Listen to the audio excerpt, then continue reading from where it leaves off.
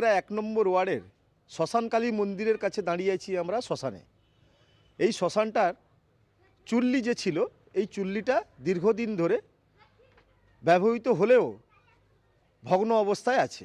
দেখা যাচ্ছে এগরা পৌরসভার 1 নম্বর ওয়ার্ডের কাউন্সিলর শেখ সুরজ আলীর উদ্যোগে বিধায়ক তহবিল থেকে 5 লাখ টাকার জন্য তিনি এস্টিমেট পাঠিয়েছেন।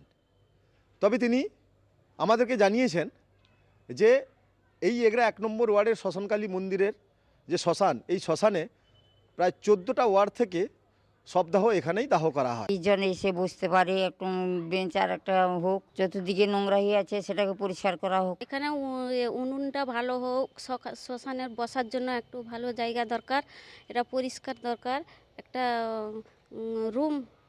রুম দরকার, গেট ভালো দরকার। এরা 1 নম্বর ওয়ার্ড না 14টা ওয়ার্ডের মানুষকে ওখানে দাহ করা হয়। তার জন্য ওই চুল্লিটাকে সংস্করণের দাবি ছিল দীর্ঘদিনের। সেটা বিধায়ক সাহেব বলার সঙ্গে সঙ্গে আমরা পুরসভার ইঞ্জিনিয়ারকে রেখে ওটা স্কিম করে ভেটিং করে পাঠিয়েছি। আমরা এই ফেব্রুয়ারি মাসে শ্মশানের কাজটাও কমপ্লিট করতে পারবো। প্রায় 5 লক্ষ টাকা মতো ওই শ্মশানের যে আছে, আমরা 5 লক্ষ টাকা মতো স্কিম করে পাঠিয়েছি ভেটিং সহ।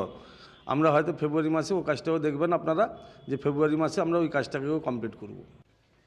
এগরা 1 নম্বর ওয়ার্ডের কাউন্সিলর শেখ সুরজ আলীর উদ্যোগে এই 190 মিটার রাস্তা এবং ড্রেন তৈরি হলো। গত 7 দিন আগেই এই ঢালাই রাস্তার আনুষ্ঠানিক শুভ উদ্বোধন করেন এগরার বিধায়ক তরুণ কুমার মাইতি। মানুষের দীর্ঘদিনের আশা এবং ওয়ার্ডবাসীর যে প্রতীক্ষা ছিল, সেই প্রতীক্ষার আজ অবসান হয়েছে।